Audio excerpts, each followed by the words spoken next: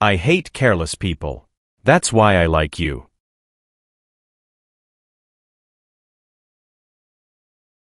30. The promise of a decade of loneliness, a thinning list of single men to know, a thinning briefcase of enthusiasm, thinning hair.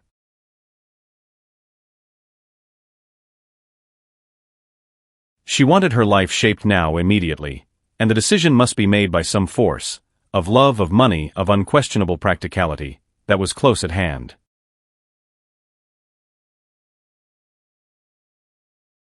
I wasn't actually in love, but I felt a sort of tender curiosity.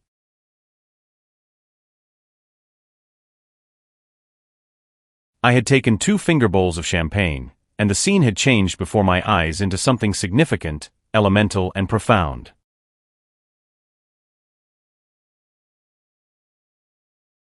He's so dumb he doesn't know he's alive.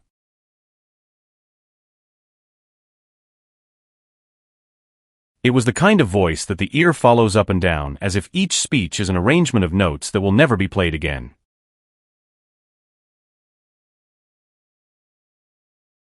It occurred to me that there was no difference between men, in intelligence or race, so profound as the difference between the sick and the well.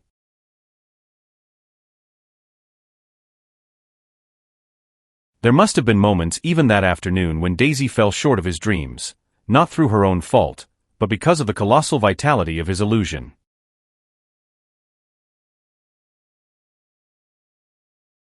People disappeared, reappeared, made plans to go somewhere, and then lost each other, searched for each other, and found each other a few feet away.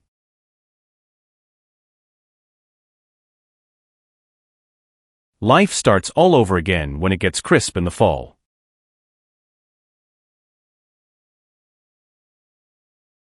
The loneliest moment in someone's life is when they are watching their whole world fall apart, and all they can do is stare blankly.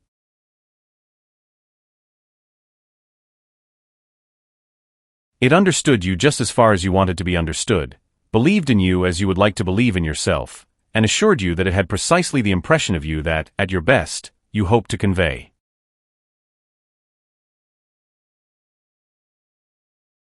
It's a great advantage not to drink among hard-drinking people. You can hold your tongue, and moreover you can time any little irregularity of your own so that everybody else is so blind that they don't see or care.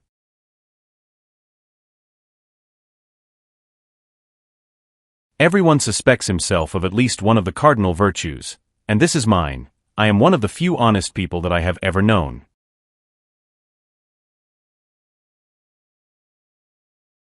There was an immediately perceptible vitality about her, as if the nerves of her body were continually smoldering.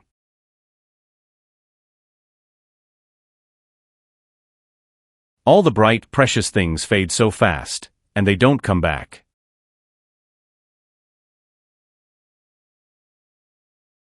He had reached an age where death no longer has the quality of ghastly surprise.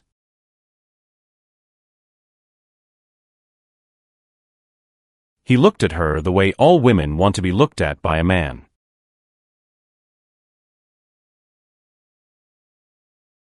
They were careless people, Tom and Daisy. They smashed up things and then retreated back into their money, and let other people clean up the mess they had made.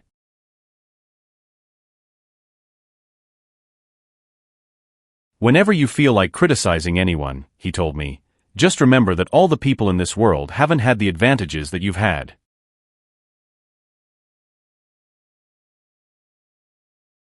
Let us learn to show our friendship for a man when he is alive and not after he is dead.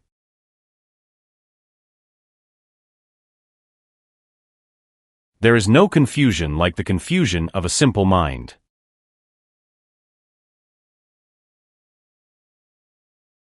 So we beat on, boats against the current, borne back ceaselessly into the past.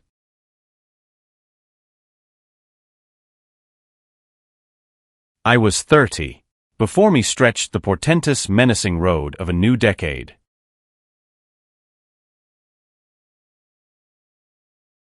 He had one of those rare smiles with a quality of eternal reassurance in it that you may come across 4 or 5 times in life.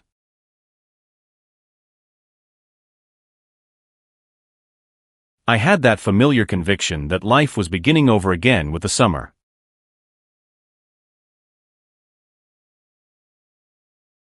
A stirring warmth flowed from her as if her heart was trying to come out to you, concealed in one of those breathless, thrilling words.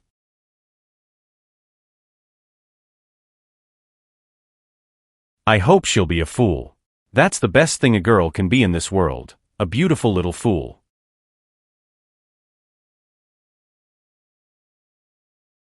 If personality is an unbroken series of successful gestures, then there was something gorgeous about him.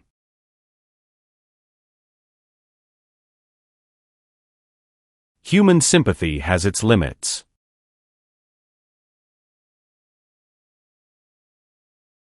Have a drink, Tom, and then you won't feel so foolish about yourself.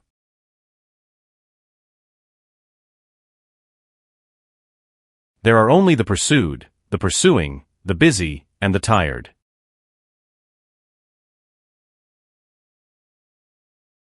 God knows what you've been doing, everything you've been doing. You may fool me, but you can't fool God.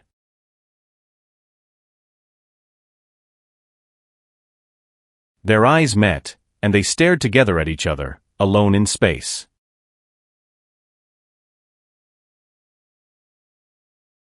My own rule is to let everything alone.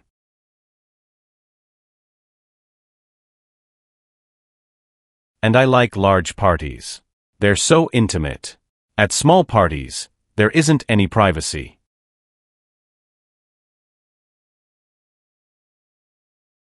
No amount of fire or freshness can challenge what a man will store up in his ghostly heart.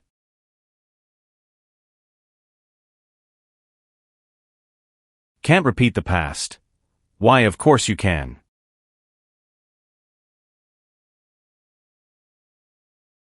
They had never been closer in their month of love nor communicated more profoundly with one another than when she brushed silent lips against his coat's shoulder, or when he touched the end of her fingers, gently, as though she were asleep.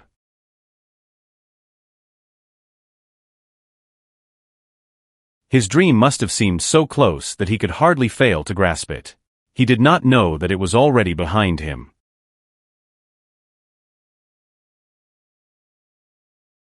For a moment I thought I loved her, but I am slow-thinking and full of interior rules that act as brakes on my desires.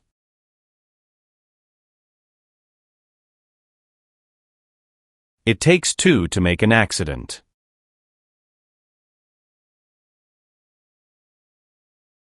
The intimate revelations of young men, or at least the terms in which they express them, are usually plagiaristic and marred by obvious suppressions.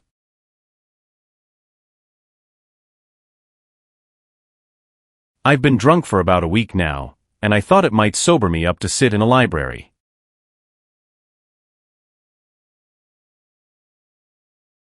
All I kept thinking about over and over was, you can't live forever, you can't live forever.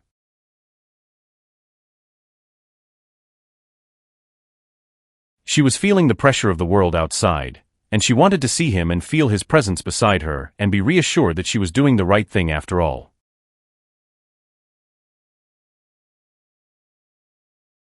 It excited him, too, that many men had already loved Daisy. It increased her value in his eyes.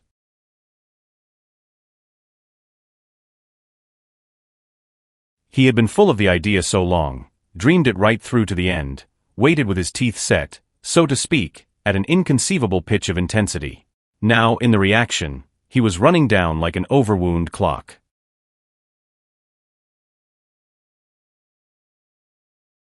The bored, haughty face that she turned to the world concealed something.